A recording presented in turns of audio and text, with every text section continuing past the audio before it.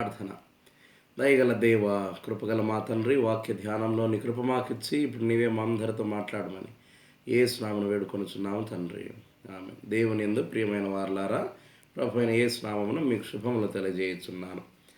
దక్షిణ ఇండియా సంఘ పంచాంగాన్ని అనుసరించి క్రిస్మస్ తర్వాతి రెండవ ఆదివారం అనగా 6 జనవరి 2019 సంవత్సరం కొరకై ఏర్పాటు చేయబడిన ధ్యానాంశము రక్షణ కొరకైన ప్రత్యక్షత, ద రెవల్యూషన్ ఫర్ సాల్వేషన్ అనే అంశం గురించి ఈ దినం మనం ధ్యానం చేస్తాం. అట్లనే ఈ దినము చాలా సంఘాలు ఎపిఫానియా ఆదివారాన్ని ఆచరిస్తారు. మరి ఆ ఎపిఫానియా ఆరాధనలో పాల్గొనే వారి యొక్క ధ్యానాంశము రక్షకుడైన యేసు అనే అంశము. కాబట్టి దేవుని యందు ప్రియమైన వారలారా, ఈ దినము ప్రత్యక్షత, ఆయా కాలాలలో దేవుడు మరి మనుషులకు తన ప్రత్యక్షతను అనుగ్రహించటం వలన కొన్ని గొప్ప కార్యాలు ఈ లోకంలో జరగడం, సంభవించడం మనం చూసినాం. అయితే ప్రత్యక్షణ గురించినటువంటి ఎన్నో అపోహలు, ఎన్నో కల్పిత కథలు మనము ఈ ప్రస్తుత కాలంలో వింటూ ఉన్నాం. దేవుడు ప్రత్యక్షమైతే మరి ఫలాంది జరిగింది అన్నటువంటి ఎన్నో మాటలు మనం ప్రస్తుత కాలంలో వింటూ ఉన్నాం. అయితే ప్రత్యక్షత అంత సులభమైనటువంటిది కాదు, అందరము పొందగలిగినటువంటిది కాదు. మరి పొందినటువంటి వారు గొప్ప గనులు అని చాలామంది చెప్పుకుంటూ ఉన్నారు. కానీ ఆ ప్రత్యక్షతను గురించినటువంటి అపోహలు తొలగించబడి ప్రత్యక్షత అసలు బైబిల్ గ్రంథంలో దేవుని ప్రత్యక్షత సంభవించినప్పుడు అది ఎవరికి సంభవించింది, ఎటువంటి వారికి అది సంభవించింది, ఆ తర్వాత దేవుని ప్రత్యక్షత సంభవించినప్పుడు ఎటువంటి కార్యాలు జరిగినాయి అనే అంశమును మనం ధ్యానం చేస్తాం. ముఖ్యంగా దేవుని ప్రత్యక్షత బైబిల్ గ్రంథంలో ఏ మహాపురుషులకు సంభవించిందో ఆ ప్రత్యక్షతను పొందినటువంటి మహాపురుషులు ఆ ప్రత్యక్షను పొందిన తర్వాత దేవుని యొక్క రక్షణ ప్రణాళికను ఎట్లా వాళ్ళు ముందుకు కొనసాగించినారు అనేటువంటి అంశాల గురించి ఇది మనము ధ్యానం చేస్తాం. అనేక మంది పుణ్యాత్ములు బైబిల్ గ్రంథంలో చెప్పబడినటువంటి ఎంతోమంది గనులు, వారికి కలిగినటువంటి దేవుని ప్రత్యక్షతలో, ప్రతి ప్రత్యక్షతలో దేవుని ప్రజలకు రక్షణ అనుగ్రహించేటువంటి ప్రత్యక్షతగా దేవుని ప్రత్యక్షత ఉండింది. అయితే ప్రస్తుత కాలంలో తమ స్వార్థం కొరకై దేవుని ప్రత్యక్షత అనేటువంటి మాటను ఉపయోగించుకునే చాలామంది దుర్మార్గులను మనం చూస్తూ ఉన్నాం. అయితే ఇప్పుడు మరి ధ్యానము చేయడానికి మనము వినియోగించినటువంటి బైబిల్ పాఠాలు నిర్గమాకాండము 3వ అధ్యాయము 5 నుండి 10 వచనాలు, అపోస్తల కార్యాలు 16వ అధ్యాయం 6 నుండి 10 వచనాలు, పరిశుద్ధ యోహాను సువార్త 12, 26 నుండి 32 వచనాలు. మొదటి పాఠమైన నిర్గమాకాండములో 3వ అధ్యాయంలో ఒక గొప్ప సంఘటన జరిగింది. ఒక ఆశ్చర్యకరమైన ఒక unnatural thing had happened in Exodus. ఇక్కడ ఏం జరిగిందనంటే, మోషే మరి మందలను, ఆయన పశువుల మందలను మేపుకుంటూ ఉండగా ఒక పొద కాలుతా కనపడింది. ఆయన అక్కడికి వెళ్ళాలనుకున్నాడు. మనకందరికీ తెలిసిన సంగతి ఇదంతా. ఆ పొద దగ్గరికి ఆయన పోవడానికి ప్రయత్నం చేస్తే దేవుడు నువ్వు ఇక్కడికి రావద్దు, నీ చెప్పులు తీసి పక్కన పట్టేసి ఇది పరిశుద్ధ స్థలం అని చెప్పడం, ఇవన్నీ మనం చూస్తాం. అయితే దేవుడు ఆ పొదలో మోషేకు ప్రత్యక్షం కావటం వలన ఏమి సంభవించింది, అసలు ఏ ఉద్దేశంతో దేవుడు మోషేకు ఈ దర్శనాన్ని ఇచ్చినాడు, ఈ ప్రత్యక్షతను మోషే ఎందుకు చూచినాడు అని అంటే, చూడండి 5వ వచనంలో, నిర్గమకాండం 3వ అధ్యాయం 5వ వచనంలో, అందుకని దగ్గరకు రావద్దు, నీ పాదముల నుండి నీ చెప్పులు విడువుము, నీవు నిలిచిన స్థలము పరిశుద్ధ ప్రదేశము అనేను. ఇప్పుడు ఏ ప్రదేశంలో మోషే నిలిచి ఉన్నాడో, ఒకవేళ చాలామంది మనము అది దేవుడు ఉన్న స్థలం కాబట్టి అది పరిశుద్ధ స్థలం అని చాలామంది భావిస్తూ ఉన్నాం. అయితే చాలా వెస్ట్రన్ కంట్రీస్లో we see people even wearing their slippers or footwear even into the church and even into the holy place. అయితే నా ఉద్దేశం, దేవుడు నాకు ఇచ్చిన జ్ఞానం కొత్తని నా ఉద్దేశం ఏమిటంటే, ఇప్పుడు దేవుడు మోషేకు ఏ విషయాన్ని బోధించనై ఉన్నాడో, ఏ కర్తవ్యాన్ని దేవుడు మోషేకి ఇయ్యనై ఉన్నాడో, ఆ కర్తవ్యము అత్యంత పవిత్రమైనది, అత్యంత బాధ్యతతో చేయవలసినటువంటి పని. So in respect to the work that is going to be allotted to Moses, God has told that it was a very holy place. అది ఒక ప్రత్యేకమైన పరిశుద్ధమైన స్థలం అది. ఎందుకంటే ఒక బృహత్తరమైన బాధ్యత ఈ దర్శనము వలన మోషే భుజముల మీద ఉంచబడతా ఉంది.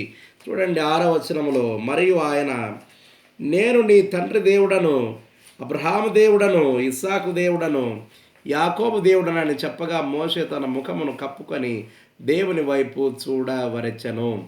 ఇది the lord is introducing himself. దేవుడు తనను తాను పరిచయం చేసుకుంటున్నాడు మోషేకు. Because Moses did not have any experience with God. ఎందుకనంటే ఫరో ఇంట్లో ఆయన పెంచబడినాడు. ఆయన రక్తంలో ఎక్కడో హెబ్రీయుల ఆలోచనలు ఉన్నాయి గనక మరి హెబ్రీయుల్ని కొట్టినప్పుడు చూడలేకపోయినాడు, తాళలేకపోయినాడు. And that was his kind of mentality that he had towards his own people. అయితే మోషేకు అప్పగించబడినటువంటి ఈ బాధ్యత ఎంత గొప్పది. ఆ గొప్ప బాధ్యత మోషే ఊరికనే స్వీకరించగలడా?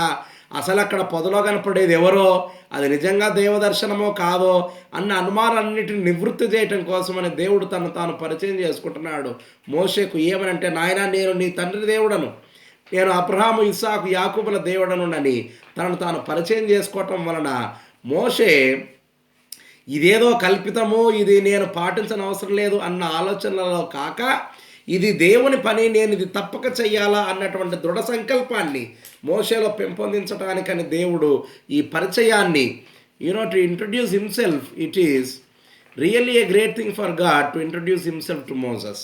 తన్ను తాను పరిచయం చేసుకోవటం ఇప్పుడు చాలామంది ఫోన్లలో మాట్లాడడం మనం వింటాం. ఏమని వింటామనంటే, నేను నేను అని అంటారే ఉంటారు. ఎందుకనంటే వాళ్ళకు తమ్మును తాము ఇంట్రడ్యూస్ చేసుకోవడం ఇష్టం ఉండదు. అదేదో పెద్ద తక్కువగా ఫీల్ అవుతారు. నేను నేను అంటే మనం ఆ గొంతును బట్టి మనము కనుక్కోవాలన్నమాట. పలానా వాళ్ళు మాట్లాడుతున్నారన్న. ఎందుకంటే దట్ ఈస్ అవర్ ప్రెస్టేజ్. మనల గురించి మనమేంది చెప్పుకునేది, జనానికి తెలాలన్నటువంటి ఒక ఫాల్స్ ప్రెస్టేజ్.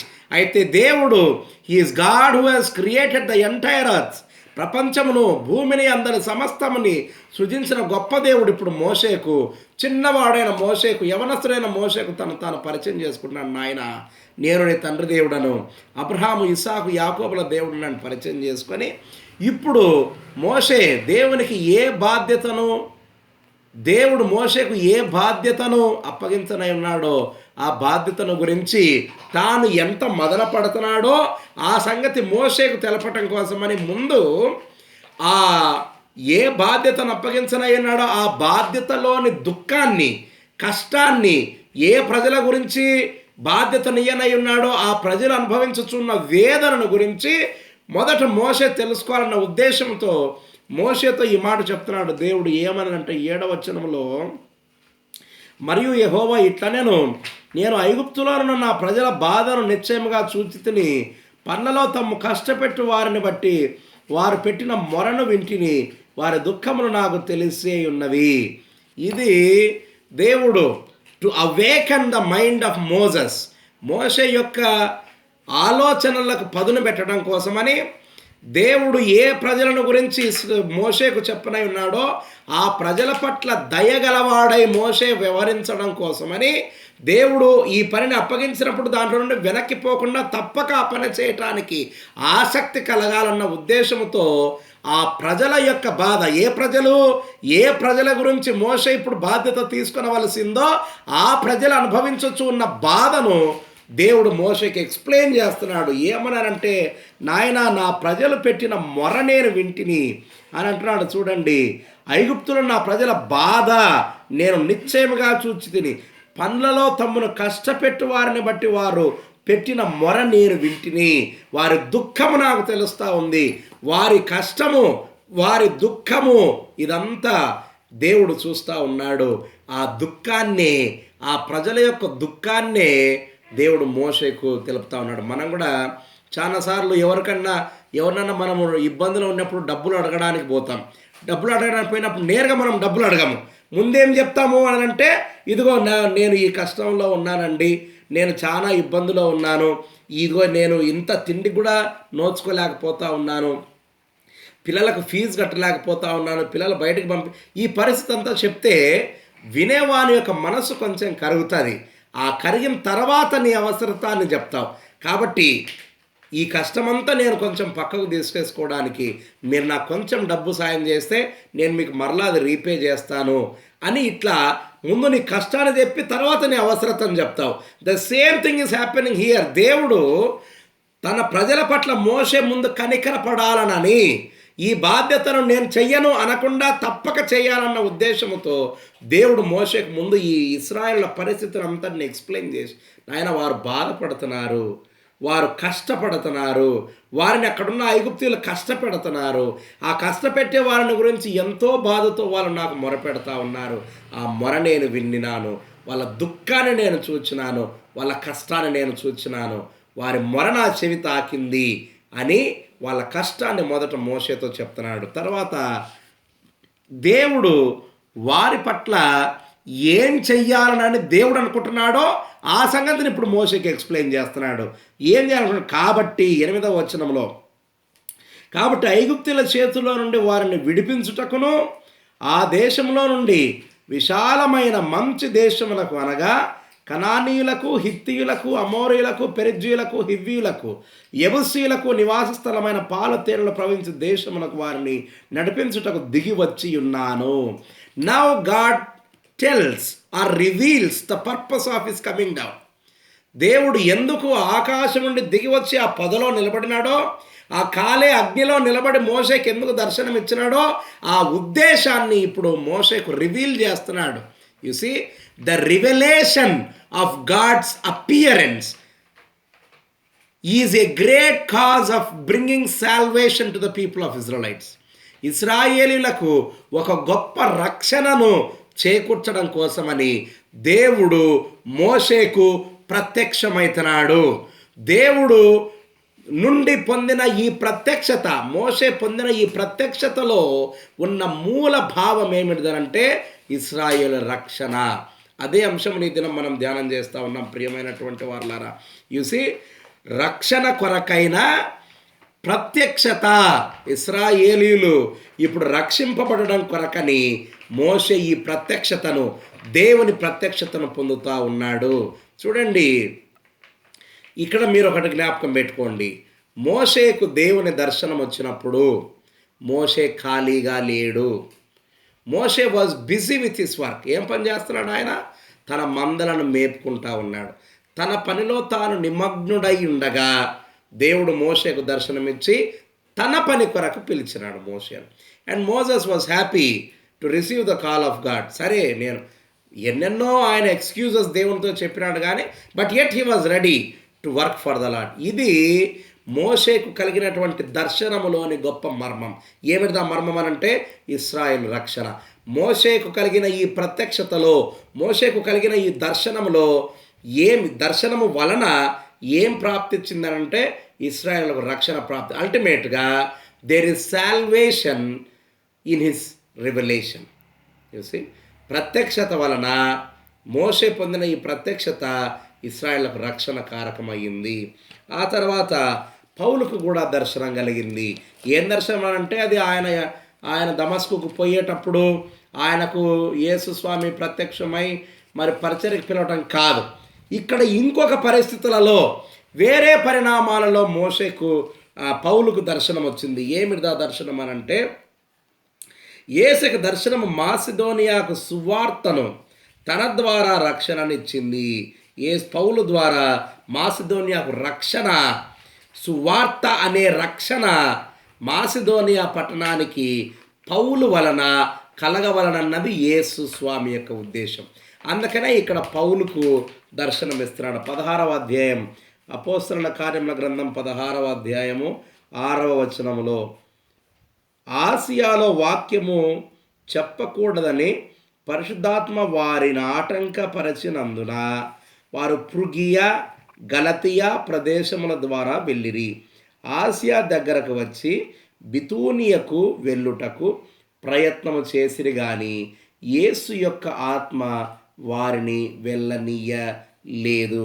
బెతూనియా ఇవన్నీ కూడా రోమా ప్రాంతంలో, రోమా దేశపు మరి బార్డర్లో ఉన్నటువంటి ప్రదేశాలు. ఇవన్నీ బెతూనియా, ఫ్రుగియా, గలతీ ప్రాంతాలన్నీ కూడా. అక్కడ పరిచర్యకు ఆటంకం కలిగించింది ఎవరంటే యేసు యొక్క ఆత్మ. యేసు యొక్క ఆత్మ వారికి ఆటంకం కలిగించింది అక్కడ వాక్యం చెప్పడం. అందుకని వాళ్ళు అక్కడ ఆగిపోయినారు. యేసు ఆత్మని ఇక్కడ సంబంధించబడింది కొన్ని వేరే గ్రంథాలలో, వ్యాఖ్యాన గ్రంథాలలో అక్కడ పరిశుద్ధ ఆత్మ అని అక్కడ రాయబడి ఉంది. కాబట్టి ఎందుకు ఇక్కడ దేవుడు ఆటంకపరుస్తున్నాడు యేసు స్వామి వారిని అంటే, ఇక్కడ కూడా ప్రత్యక్షత మరలా చూడండి, పౌలుకు ప్రత్యక్షత వచ్చింది. ఏమనంటే యేసు ఆత్మ ఆయనను ఆటంకపరిచింది. అంతట వారు ముసియను దాటిపోయి త్రోయకు వచ్చిరి. అప్పుడు మాసిదోనియా దేశస్థుడు ఒకడు నిలిచి, నీవు మాసిదోనియాకు వచ్చి మాకు సహాయం చేయమని తనను వేడుకొనుచున్నట్టు రాత్రి వేళ పౌలునకు దర్శనము కలిగెను. చూసి ఇక్కడ నిర్గమాకాండంలో మోషేకు ఎట్లాంటి దర్శనం కలిగిందంటే, నేరుగా ఆ మండే పొదలో దేవుని చూస్తూ ఉన్నాడు, మాట్లాడగా విన్నాడు, దర్శనం పొందిన. ఇక్కడ పౌలుకు ఎట్లొచ్చిందంటే, ఎందుకో యేసు ఆత్మ ఆయన ఆటంకపరిచింది. వారు అక్కడ విశ్రమించుచు ఉండగా ఆ రాత్రి వేళ ఆయనకు కలలో దర్శనం. You see now this is another kind of revelation that Saint Paul has got. ఇది ఇంకొక దర్శనం. ఎట్లా అని అంటే, ఇది నిద్రలో పౌలు పొందినటువంటి దర్శనం. ఏమిటిది ఆ దర్శనం అని అంటే, ఆ దర్శనంలో పౌలుకు మాసిదోనియా పట్టణస్థుడు అక్కడు ఆ కలలో కనపడతా ఉన్నాడు. కల్లో కనపడడం అంటే ఇప్పుడు మనమంతా చెప్పుకున్నట్టు అట్లా కనపడు కాదు. ఆయన ప్రత్యక్షంగా చూడగలుగుతున్నాడు పౌలు. చూస్తే ఆ వ్యక్తి ఏం కోరుతున్నాడు పౌలు అంటే, మాకు సహాయం చేయడానికి మీరు మాసిదోనియాకు రండి. And it was Jesus intention that Paul should go to this town. మాసిదోనియాకు పౌలు వెళ్ళాలా అన్నది యేసునాథుని యొక్క ఉద్దేశం కనుక, యేసునాథుని ఆత్మ ఆయనను వేరే ప్రాంతాలకు వెళ్ళనీయకుండా ఆపి మాసిదోనియా పట్టణానికి వెళ్ళి అక్కడ సువార్త ప్రకటించడం ద్వారా మాసిదోనియా పట్టణస్థులకు రక్షణ అనుగ్రహించడం కొరకు పౌలు ఈ కలలో తన దర్శనాన్ని పొందినాడు. కాబట్టి పౌలు పొందిన ఈ దర్శనము మాసిదోనియాకు వాక్యము ద్వారా రక్షణను అనుగ్రహించగలిగింది.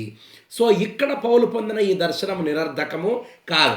ఇక్కడ ఇంకో సంగతి మీరు జ్ఞాపకం పెట్టుకోవాలి. ఏంటంటే, దేవుని దర్శనం పొందినప్పుడు పౌలు ఖాళీగా లేడు. He was busy with his own work. ఆయన ఏదో ఒక తన పరిచర్య పనిలో ముందుకు సాగుతూ ఉన్నాడు.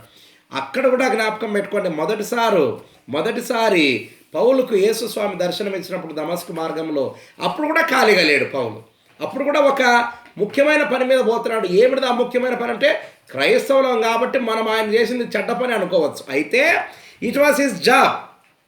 క్రైస్తవులను పట్టుకొని హింసించి వాళ్ళను బంధించి చెరసాలలో వేయాలా అన్నది పౌలుకు అప్పగించబడిన డ్యూటీ. మనం క్రైస్తవులం కాబట్టి క్రైస్తవ దృక్పథంలో చూసి అయ్యో పౌలు క్రైస్తవులను హింసించాడని ఆలోచిస్తాం. But to his sight it was right for him. ఎందుకనంటే అక్కడ ఎవరున్నారో ఎవరు అదంతా ఇడిచిపెట్టినా పౌలుకు ఏ బాధ్యత అప్పగించబడిందో ఆ బాధ్యతను కరెక్ట్గా చేసుకుంటూ పోతున్నాడు. ఆయన పనిని ఆయన చేస్తూ పోయేటప్పుడు దేవుని దర్శనం పౌలుకు కలిగింది. అక్కడ నుంచి పౌలు జీవితము ఆయన చేస్తూ ఉన్న ఆ పని మీద నుంచి ఇంకొక పని మీదకి డైవర్ట్ అయ్యింది. చూసి అది మనం చెడ్డ పని అనుకుంటున్నాం, ఇప్పుడు ఇంకొక పనికి క్రైస్తవులకు మంచిగా ఉండేటువంటి ఇంకొక పని మీదకి ఆయన పని డైవర్ట్ చేయబడింది. సో పౌలు కూడా తన పనిలో తాను నిమగ్నుడై ఉండగా యేసు స్వామి దర్శనం పొంది సువార్త చేస్తున్నాడు. ఇప్పుడు అదే దర్శనం వలన మాసిదోనియాకు పంపబడతా ఉన్నాడు. మాసిదోనియాకు పోవటం వలన అక్కడ రక్షణ మాసిదోనియా వారికి అందిస్తూ ఉన్నాడు. తర్వాత యోహాను సువార్తలో యేసు స్వామి గురించిన దర్శనము అక్కడ ఉన్నటువంటి వారందరూ పొందటం వలన వారు రక్షణలోనికి వచ్చినారు. చూడండి, పరిశుద్ధ యోహాను సువార్త 12వ అధ్యాయము 26వ వచనంలో యేసు స్వామి కొన్ని సంగతులు చెప్తున్నాడు. ఒకడు నన్ను సేవించిన ఎడల నన్ను వెంబడింపవలెను. అప్పుడు నేను ఎక్కడ ఉందునో అక్కడ నా సేవకుడును ఉండును. ఒకడు నన్ను సేవించిన ఎడల నా తండ్రి అతని ఘనపరచును. ఇప్పుడు నా ప్రాణం కలవరపడుచున్నది, నేనేమందును? తండ్రి, ఈ గడియ తటస్థింపకుండా నన్ను తప్పించుము. అయినను ఇందుకోసమే నేను ఈ గడియకు వచ్చి తిని, తండ్రి నీ నామం మహిమపరచుమని చెప్పాను. అప్పుడు చూడండి, ఇక్కడ ఉన్నటువంటి వారందరికీ కూడా యేసుస్వామి ఒక పరిస్థితి, యేసుస్వామి ఏ పరిస్థితి గుండా దాటిపోవలసిందో ఆ పరిస్థితిని వాళ్ళకి ఎక్స్ప్లెయిన్ చేస్తున్నాడు. ఎవరైనా నన్ను సేవించాల్సి ఉంటే వాళ్ళు నన్ను వెంబడించాలా. నా సేవకుడు నన్ను వెంబడిస్తాడు, నన్ను వెంబడించే నా సేవకుని నా దేవుడు ఘనపరుస్తాడు. చూసి మీరు ఘనపరచబడాలా అనంటే యేసుస్వామి సేవకులై ఉండాలా. యేసుస్వామి సేవకులై ఉండాలంటే క్యాసెక్కలు వేసుకొని పాస్టర్లుగా పరిచయం చేసుడు అక్కడే కాదు. ప్రియమైన వారులారా, ఆయనను సేవించడం, టు సర్వ్ హిమ్, ఆయనను సేవించడం అత్యంత ప్రాముఖ్యమైన సంగతి. సో ఆయనను సేవించే ప్రతి వారిని తండ్రి ఘనపరుస్తాడు. అయితే ఇప్పుడు ఆయన ఒక ఆందోళనలో ఉన్నాడు. ఏమిటి ఆందోళన అంటే ఆయన he has to pass through the passion of himself. కాబట్టి ఈ పరిస్థితి దాటుకొని మరి అందుకని యేసుస్వామి దేవుని ఒక మాట కోరుతున్నాడు. ఏమంటే, తండ్రి, ఈ గడియ నేను అనుభవించాల్సింది కాబట్టి వస్తా ఉన్నాను. అయితే ఇప్పుడు నీ నామమును నీవు ఘనపరచు అని అడగగానే, అప్పుడు మహిమపరచమని అడగగానే ఏం జరిగింది చూడండి. అంతటా నేను దానిని మహిమపరిచితిని, మరలా మహిమపరతును అని ఒక శబ్దము ఆకాశము నుండి వచ్చెను. కాబట్టి అక్కడ నిలిచి ఉండి వినిన జన సమూహము ఉరిమెను అనిరి. మరికొందరు దేవదూత ఒకడు ఆయనతో మాట్లాడననిరి. ఇది అక్కడున్న this is an another condition. అక్కడున్న ప్రజలందరికీ ఒక ఆశ్చర్యకరమైన పరిస్థితి ఏంటంటే, ఒక శబ్దం వినబడింది. ఎప్పుడో యేసు బాప్తిస్మం పొందినప్పుడు ఆకాశంలో ఒక శబ్దం వినబడింది, ఇతను నా ప్రియ కుమారుడు అని. అదే ఆయన ఇప్పుడు మరలా జ్ఞాపకం చేస్తున్నాడు. నేను ఆల్రెడీ నా నామాన్ని నేను మహిమపరచు, అయితే ఇప్పుడు మరలా మహిమపరతును అని చెప్పి ఆ మాట, శబ్దం ఆకాశం నుండి వినబడగానే చుట్టుపక్కల ఉన్నటువంటి వారందరూ ఏమనుకున్నారంటే, ఏదో ఒక ఉరిమిందని అనుకున్నారు. You see, this is an another revelation of the word of God. అక్కడంతా ప్రత్యక్షతలను మనం చూసినాం. నిర్గమాకాండంలో దేవుడు నేరుగా ప్రత్యక్షుడైనాడు. ఆ తర్వాత మనం చదివినటువంటి అపోస్తల కార్యములలో కలలో పౌలు ఒక సంఘటనను దర్శన రీతిగా పొందినాడు. తర్వాత ఇప్పుడు సువార్తలో ఏం చూస్తున్నాం మనం అంటే, ఒక శబ్దము ఆకాశం నుండి వినబడడం. A word is revealed from the sky. ఆకాశం నుండి ఈ శబ్దము వినబడింది. అది వినబడగానే చాలామంది ఏమనుకున్నారంటే ఏదో ఉరిమింది. ఇంకొంతమంది ఏమనుకున్నారనంటే ఒక దేవదూత యేసుతో మాట్లాడుతూ ఉంది అనుకున్నారు. అయితే యేసు స్వామి ఏమంటాడంటే, ఆ శబ్దము నా కొరకు రాలేదు. And now Jesus Christ reveals the actual cause of the revelation of the word. ఆకాశం నుండి వినబడిన ఆ శబ్దానికి అస్సలు తాత్పర్యాన్ని యేసుస్వామి ఇప్పుడు ఎక్స్ప్లెయిన్ చేస్తున్నాడు. ఏమిటిది అని అంటే, ఆ శబ్దం నా గురించి రాలేదు. ఎందుకు ఆడవాళ్ళు ఏమనుకుంటున్నారు, ఒక దేవదూత ఆయనతో మాట్లాడిందని అనుకుంటున్నారు. అందుకని యేసు అంటున్నాడు, ఆ శబ్దం నా కోసం రాలేదు, మీ కొరకే వచ్చెను. ఇప్పుడు ఈ లోకమునకు తీర్పు జరుగుచున్నది. ఇప్పుడు ఈ లోకాధికారి బయటకు త్రోసివేయబడును. నేను భూమి మీద నుండి పైకెత్తబడిన ఎడల అందరినీ నా యొద్దకు ఆకర్షించుకుందనని చెప్పాను. యూసి, ఇప్పుడు ఈ సందర్భంలో యేసుస్వామి ఎక్కడున్నాడు? చుట్టూ జనమున్నారు. ఆకాశంలో ఒక శబ్దం వినబడింది. ఈ దర్శనానికి, ఈ వాక్యం అనే దర్శనానికి అసలు భావం ఏమిటిది అని అంటే, నేను మహిమపరచబడతాను, నేను ఆకాశానికి ఎత్తబడతాను, నేను ఆకాశానికి ఎత్తబడితే తప్ప నేను మిమ్మల్ని అందరినీ ఆకర్షించుకోలేను. So I must be taken up. నేను ఆకాశానికి ఎత్తబడిన తర్వాత మిమ్మల్ని అందరినీ అక్కడికి ఆకర్షిస్తాను. దేవునితో మనలను అనుసంధానం చేయటం కోసమని ఇప్పుడు యేసుస్వామి ఉండగా ఈ ప్రత్యక్షత, దేవుని వాక్యం అనే ప్రత్యక్షత, దేవుని వాక్యం అనే శబ్ద ప్రత్యక్షత మనకిక్కడ కనబడతా ఉంది. అక్కడ నిర్గమములో ఏం కనబడిందంటే దృశ్య రూపకమైన ప్రత్యక్షత. మరి అపోస్తలుల కార్యముల గ్రంథంలో ఎటువంటి ప్రత్యక్షత కలిగిందనంటే స్వప్న రూపమైన ప్రత్యక్షత. మరి ఇప్పుడు సువార్తలో శబ్ద రూపమైన ప్రత్యక్షత మనకు కనబడతా ఉంది. దేవుని యందు ప్రియమైనటువంటి వారలారా, remember Jesus was also busy when this word was revealed. ఈ శబ్దము మరి ప్రత్యక్షింపబడినప్పుడు యేసుస్వామి ఖాళీగా లేడు. He was busy with his work. ఇది అక్కడ ఉన్నటువంటి వారందరూ, ఇక్కడ వినబడిన ఈ దర్శనము అందరూ పైకెత్తబడాలా అన్నది.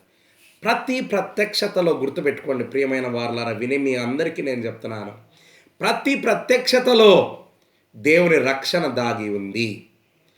ఏ ప్రత్యక్షత నిరర్ధకం కాలేదు. Every revelation has got a salvific act. చూసి ఒక రక్షణతో కూడిన పని ప్రతి ప్రత్యక్షతలో ఉంది. అయితే now coming to the actual point, ప్రస్తుత కాలంలో చాలామంది మేము దేవుని దర్శనం పొందినాం.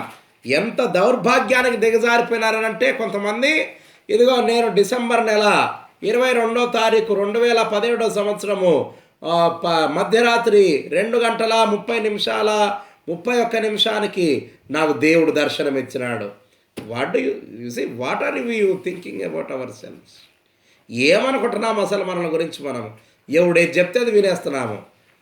మరి నీకు దర్శనం కలిగింది. మొన్న ఒక ఆయన నా దగ్గరకు వచ్చి, ఎందుకు నేనేదో పనిలో ఉంటే నా దగ్గరకు వచ్చి ఆయన నాతో అంటున్నాడు, అయ్యా నాకు రాత్రి కలలో మీ ఇల్లు దేవుడు చూపించినాడు, నేను పలానా ఊరికి సేవ కోసమని వెళ్తా ఉంటే నేను ఎట్లా ఖర్చుల విషయమై నేను ఎట్లా చేయాలని మదనపడతా ప్రార్థన చేస్తే దేవుడు కలలో మీ ఇల్లు నాకు చూపించినాడు, అందుకని నేను మీ ఇంటికి వచ్చినాను, మీరు నాకు డబ్బు సాయం చేస్తే నేను పోయా. మోషేకు అట్లాంటి దర్శనం కలిగిందా? మరి పౌలుకు అట్లాంటి దర్శనం కలిగిందా? ఒక వ్యక్తి కనపడుతున్నాడు పౌలుకు, ఏమడుగుతున్నాడు? మా ఊరికి వచ్చి మాకు సాయం చేయమని అడుగుతున్నాడు. మరి ఈ ప్రస్తుత కాలంలోని ఈ దుర్మార్గులు, దుష్టులు, వీళ్ళు అబద్ధాలతో పొట్టకోసుకోవడం కోసమని దేవుని ప్రత్యక్షతను అడ్డు పెట్టుకుంటున్నారు. Remember and you are all punishable. ఇట్లాంటి అబద్ధాలు చెప్పే వాళ్ళందరూ శిక్షార్హులు. దేవుని దర్శనాన్ని అడ్డం పెట్టుకొని పొట్టకోసుకోవాలని ప్రయత్నం చేస్తే తప్పు. నీవు బ్రతకడానికి ఎన్నో పనులు ఉన్నాయి లోకంలో, ఆ పనులను చేసుకోవాలా తప్ప దేవుడు నాకు ప్రత్యక్షమైనాడు, దేవుడు నాకు కల్లో కనిపించినాడు, దేవుడు నన్ను పిలిచినాడు, ఏదో పలానా ఇల్లు చూపించినాడు, అడిగిపోయి డబ్బులు తెచ్చుకో మిగిలిపోయి సేవ చేయని చెప్పానంటే అబద్ధం. నమ్మద్దండి. Do not believe such kind of things. అటువంటి మాటలు ఎవరైనా చెప్తే దయచేసి నమ్మొద్దండి. క్రైస్తవ సంఘము, క్రైస్తవ లోకం అవమానించబడతా ఉంది ఇటువంటి మాటల వలన. క్రైస్తవ సంఘము నీచముగా చూడబడతా ఉంది ఇటువంటి వారి ప్రవర్తనల వలన. దేవుడు ఇంకోటి కూడా చెప్తాను నేను, చాలామంది ఈ మధ్యకాలంలో సాక్ష్యం చెప్తున్నారు. ఏమని సాక్ష్యం చెప్తున్నారంటే, అయ్యో నేను సిగరెట్లు తాగుతూ ఉంటే, మందు తాగుతూ ఉంటే, నేను పని బాట లేకుండా మరి ఖాళీగా రోడ్ల వెంబడి తిరుగుతూ ఉంటే దేవుడు నన్ను పట్టుకున్నాడు, పలానా రోజు నాకు దర్శనం ఇచ్చినాడు, నన్ను పట్టుకొని ఆయన సేవకు నన్ను పిలిచినాడు. అటువంటి వాళ్ళ మాటలు నమ్మొద్దండి. This Bible is not false. ఈ బైబిల్లో రాయబడిన ఏ మాట అబద్ధం కాదు. ఈ బైబిల్లో ఎవరెవరు దర్శనాలు పొందినారో వాళ్ళెవ్వరూ ఖాళీగా లేరు. అందరినీ చూడండి మీరు, ఆదికాండం నుంచి ప్రకటన గ్రంథం వరకు అందరు ప్రవక్తలను చూడండి, అందరు సేవకులను చూడండి. Nobody were empty. ఎవ్వరు ఖాళీగా లేరు. మోషేకు దర్శనం ఇచ్చినప్పుడు మోషే పనిలో బిజీగా ఉన్నాడు. పౌలుకు దర్శనం ఇచ్చినప్పుడు పౌలు బిజీగా ఉన్నాడు. యేసుకు ఆ శబ్దం యేసు బిజీగా ఉన్నాడు. ఆమోసుకు దర్శనం కలిపినప్పుడు ఆమోసు బిజీగా ఉన్నాడు. Everybody were busy with their works. ఆఖరికి సౌలు కూడా బిజీగా ఉన్నాడు. రాజ్యపాలన చేయడానికి దేవుడు సౌలును పిలిచేటప్పుడు సౌలు వాజ్ బిజీ. ఖాళీగా ఉంటే పని మాట లేకుండా ఉండే వాళ్ళని దేవుడు తన పనికి పిలవడు. It is true that he doesn't call people who are not responsible in their jobs. యేసు స్వామి కూడా చూడండి శిష్యులను పిలిచినాడు. ఒక్కొక్క శిష్యుడు ఏమేం పని చేస్తున్నారో మీకు తెలుసు కదా. ఎవడన్నా ఖాళీగా కూర్చొని ఉన్నాడా? యేసు స్వామి తన శిష్యులు 12 పిలిచినప్పటికీ శిష్యులలో ఎవడన్నా ఖాళీగా ఉన్నారా? Nobody. Everybody were busy with their work. పనిలో నిమగ్నులైన వారిని దేవుని దర్శనం ద్వారా దేవుడు తన పరిచర్యకు పిలుచుకున్నాడు. అయితే ఇప్పటి కాలంలో చాలామంది పొట్టకోసుకోవటం కోసమని దేవుడు కనపరిచినాడు, దర్శనం వచ్చిందని చెప్తా ఉన్నారు. ఇటువంటి దౌర్భాగ్యపు మాటలు దయచేసి వినకండి, నమ్మకండి, ప్రచురించకండి, ప్రచారం చేయకండి. దేవుని ప్రత్యక్షతలో రక్షణ దాగి ఉంది. నీకు ప్రత్యక్షత కలిగితే నీ వలన ఏం రక్షణ ప్రాప్తమైంది? ఎవరికి ఉపయోగపడింది నీ దర్శనం? నీకు తప్ప ఎవ్వరికి నీ దర్శనం ఉపయోగపడటం లేదు. నువ్వు చెప్పుకునే ఆ ప్రత్యక్షత నీకు తప్ప ఇంకెవ్వరికి ఉపయోగపడటం లేదు. So dear people of God, I today tell you, do not believe anybody if they tell you this kind of things. ఇటువంటివి ఎవరన్నా చెప్తే దయచేసి నమ్మొద్దండి. దేవుని దర్శనము వృధా కాదు కాదు కాదు. కాబట్టి దేవుని ఎందుకు దేవుని రక్షణ అంటే 27వ కీర్తన పాత నిబంధన కీర్తన మొదటి వచనంలో ఆయన అంటాడు, నా రక్షణ మీకు ఎంతో అవసరం. ఎందుకు అవసరము అని అంటే చూడండి, కీర్తనల గ్రంథం 27వ పాత నిబంధన కీర్తన మొదటి వచనములో, యెహోవా నాకు వెలుగును రక్షణ అయి ఉన్నాడు, నేనెవరికి భయపడదును. మనము భయపడకుండా ధైర్యంగా ఉండడం కోసమని దేవుని రక్షణ చేసి, కాబట్టి ఆ రక్షణ ప్రత్యక్షత, ప్రతి ప్రత్యక్షతలో ఆ రక్షణ ఉండాలా. ఆ రక్షణలో మనం ధైర్యంగా ఉంటాం. కాబట్టి దేవుని యందు ప్రియమైనటువంటి వారలారా, ఎఫిఫానియా దేవుని యొక్క ప్రత్యక్షత మనల్ని రక్షణలోనికి నడిపించాలా. And Jesus himself is our salvation. అటువంటి రక్షకుడైన గొప్ప దేవుడు ఇప్పుడు సదాకాలము మీకు తోడైండునుగాక. ఆమెన్. ప్రార్థన చేస్తాం. మా దేవా, వాక్య ధ్యానం కొరకు స్తోత్రం. విన్న ప్రతి హృదయాన్ని మీరు దర్శించి మరి నీ వాక్యములో వేరు కట్టబడి గొప్పగా ఫలించడానికి కృప దయచేయండి. ఈ వాక్యం విన్న ప్రతి బిడ్డను మీరు దర్శించి సంతోష సమాధానాలు వారికి దయచేయండి. అనేక మందిని మరి మేల్కొల్పేటువంటి విధంగా వాక్యము ఉండునట్లుగా, అటువంటి వాక్యాలను మేమందరము సేవకులుగా బోధించినట్లుగా మమ్మల్ని అనుగ్రహించమని యేసు నామమున వేడుకొనుచున్నాము తండ్రి. ఆమేన్.